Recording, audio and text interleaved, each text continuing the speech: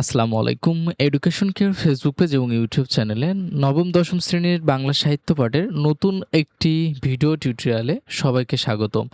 শিক্ষার্থীরা, আজকে আমরা নিমগাছ গল্পের খুবই গুরুত্বপূর্ণ কিছু এমসিকিউ জেনে নিব এবং সেই সাথে এই নিমগাছ গল্পটির যে মূল ভাবটি রয়েছে এটা জেনে নিব। অর্থাৎ এই ক্লাসটি করার পরে নিমগাছ গল্পের তোমার বিন্দু পরিমাণ আর কোনো সমস্যা থাকবে না।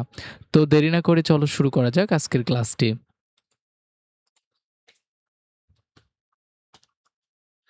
শিক্ষার্থীরা, আমরা প্রথমে নিমগাছ গল্পটির মূল ভাবটি একটু জেনে নিই।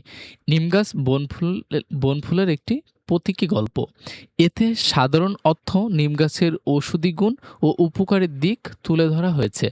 বিশেষ অর্থে গৃহকর্ম নিপুণা লক্ষ্মী বউয়ের উপর নিষ্ঠুর আচরণের দিকটি বর্ণিত হয়েছে। গল্পে মাটির গভীরে শেকড় প্রবেশ করে গাছটির চারিদিকে বিস্তৃত হওয়ার সাথে লক্ষ্মী বউয়ের চারিদিকে সংসার জালে আবদ্ধ হওয়াকে বোঝানো হয়েছে। নিমগাছের পাতা, বাকল, ছায়া, বাহ্যিক উপকারিতা কবির মতো করে গল্পে উপস্থাপন করা হয়েছে। কবিরাজ থেকে শুরু করে সাধারণ মানুষ পর্যন্ত সবাই তাদের নিত্য প্রয়োজনীয় নিমগাছকে ব্যবহার করে থাকে, অথচ তার পরিচর্যা কেউ এগিয়ে আসে না, বরং পাতা ছেড়ে ছাল তুলে কচি ডাল ভেঙে নিষ্ঠুরতার পরিচয় দেয়। এরকম অবস্থায় একজন কবি তার রূপ গুণের প্রশংসা করলে সে মুগ্ধ হয়ে কবির সঙ্গে চলে যেতে চায়।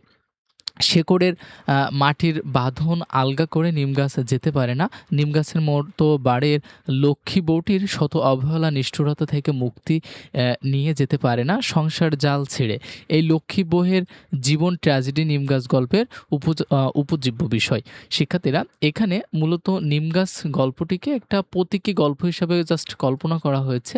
নিমগাছকে কল্পনা করা হয়েছে একটি বাড়ির কর্তা, অর্থাৎ লক্ষ্মী বউয়ের সঙ্গে, যিনি সারাদিন কত কাজ করে বাসার মধ্যে, কিন্তু দিন শেষে মানে সারাদিন সেই মানুষটি কাজ করতে থাকে, বাট সে তার কাজের মূল্যটুকু কিন্তু সমাজ থেকে সে পায় না, বরঞ্চ তারে যে যেভাবে পারে ইউজ করে, কাজ করিয়ে নেয়, কিন্তু তাকে তার প্রাপ্য সম্মানটুকু, তার প্রাপ্য মূল্যটুকু কিন্তু কেউ দিতে চায় না। যেমনটা নিম গাছের বেলায় আমাদের অনেকেরই বিভিন্ন রোগ শোক বা বিভিন্ন সমস্যাতে আমরা নিম গাছের ছাল, বাকল, পাতা, নিম গাছের যে ডাল সেটি ইউজ করি, বাট নিম গাছের যত্ন কিন্তু আমরা নেই না। নিম গাছটি একটি বস্তিতে একটা ময়লার স্তূপে জন্মালে সে সেখানেই বেড়ে ওঠে, আমরা সেটা যত্ন নেই না, বাট ইউজ করার সময় আমরা ঠিকই তাকে ইউজ করি। এটাই মূলত বনফুল। তিনি নিম গাছকে সামনে রেখে পিছনে বাড়ির লক্ষ্মী বউটির কথাই এখানে উপস্থাপন করা হয়েছে।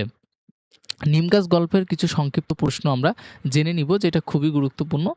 নিমগাছ গল্পে নিমগাছের থোকা থোকা ফুল দেখতে কেমন?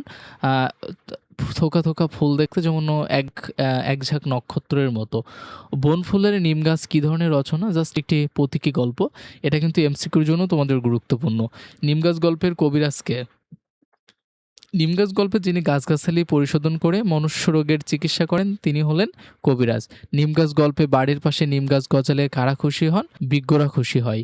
নিমগাছ গল্পের ম্যাজিক বাক্য কি? ম্যাজিক বাক্যটি হলো ওদের বাড়ির গৃহকর্ম নিপুণ লক্ষ্মী বউটার একই দশা। বনফুল কত সালে জন্মগ্রহণ করেন? 1899 সালে। নিমগাছ গল্পের কে মুগ্ধ দৃষ্টিতে নিমগাছের দিকে চেয়ে থাকে? একজন কবি, তিনি নিমগাছের দিকে মুগ্ধ দৃষ্টিতে চেয়েছিলেন। নিমগাছ গল্পে নিমগাছ কোন রোগের মহাঔষধ? চর্মরোগের। নিমগাছ গল্পের লোক নিমগাছের কচি ডাল চিবোয় কেন? কারণ এতে দাঁত ভালো থাকে। নিমগাছ গল্পে নিমগাছের কচি ডাল ভেঙে লোকজন কি করে? আর কচি ডাল ভেঙে লোকজন চিবায়। নিমগাছ গল্পে নিমগাছের শেকড় কোথায় চলে গিয়েছে? মাটির ভেতরে অনেক দূরে চলে গিয়েছে। এরপরে নিমের পাতা কোন রোগের মহাঔষধ? চর্মরোগের। প্রশ্নটা কিন্তু খুবই গুরুত্বপূর্ণ। নিমগাছ গল্পে হঠাৎ একদিন কে এলো? একটি নতুন ধরনের লোক এলো। নিমগাছ গল্পের নিমগাছের কোন অংশে গরম তেল ভাজা হয়? নিমগাছের পাতা গরম তেলে ভাজা হয়। নিমগাছ গল্পের খুবই গুরুত্বপূর্ণ এমসিকিউগুলো আমরা এখন জেনে নিব। নিমগাছ গল্পের নতুন ধরনের লোকটিকে? অ্যান্সারটি হচ্ছে কবি, ঘ নম্বরটি। নিমগাছ গল্পের বিজ্ঞরা নিমগাছের কোনটির পক্ষে বলেন? কচি পাতার। একঝাঁক নক্ষত্র নেমে এসেছে যেন নীল আকাশ থেকে সবুজ সাইরে। এখানে নক্ষত্র বলতে বোঝানো হয়েছে নিমগাছের ফুল বাহারকে। কারা নিম গাছের প্রশংসায় পঞ্চমুখ? কবিরাজরা। নিম গাছ গল্পে লক্ষ্মী বউটার ঠিক একই দশা কথাটি দ্বারা কি বোঝানো হয়েছে? ক নম্বরটি নারীর অবহেলা ও অনাদরের জীবন। নিম গাছের কোন অংশ যকৃতের জন্য উপকারী? অ্যান্সারটি হচ্ছে গ নম্বর পাতা। নিম গাছ গল্পের মূল ভাব কি? নারীর আত্মত্যাগ ও মুক্তির আনন্দ। নিম গাছ কোন রোগের মহা ঔষধ? চর্মরোগের। নিম গাছ গল্পে নিম গাছটি কার প্রতীক? একজন সর্বসংখ্যা নারীর। নিম গাছের ইচ্ছে করতে লাগলো লোকটির সঙ্গে চলে যায়। এখানে লোকটিকে কবি, কারণ লোকটি এসে নিম গাছটির প্রশংসা করলো। এমন নিম গাছের কোন অংশটি দাঁতের জন্য উপকারী? ডাল। নিম গাছের দিকে মুগ্ধ দৃষ্টিতে তাকিয়ে থাকা ব্যক্তিটি কোন প্রকৃতির? তিনি ছিলেন ভাবুক প্রকৃতির। গৃহকর্ম নিপুণা লক্ষ্মী বউটির ঠিক একই দশা। নিম গাছ গল্পে এই দশা শব্দটি নিম গাছ লক্ষ্মী বউকে সমর্থন করে জীবনধারায়। নিম গাছের কচি পাতাগুলো খেলে কি লাভ হয়? যকৃতের উপকার হয়। নিম গাছ কার সাথে যেতে ইচ্ছে করলো? লোকটার সাথে। নিম গাছ গল্পের শেষ বাক্যে ম্যাজিক বাক্য কেন? কারণ এখানে উপলব্ধির চেতনা। নিম গাছ সকলের কাছে প্রশংসিত হয় কারণ গাছটির ভেষজ গুণ, অর্থাৎ তার যে ঔষধি যে গুণগুলো সেটার কারণেই। কবি নিম গাছের প্রতি মুগ্ধ হয়ে কি করলেন?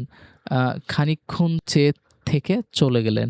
নিম গাছ গল্পে নিম গাছ প্রতীকের সূত্রে বনফুল দেখিয়েছেন নারীর অপরিসীম আত্মত্যাগকে, অর্থাৎ খ নম্বরটি। নিম গাছের ছালপাতা কোন রোগের অব্যর্থ মহৌষধ? চর্মরোগের।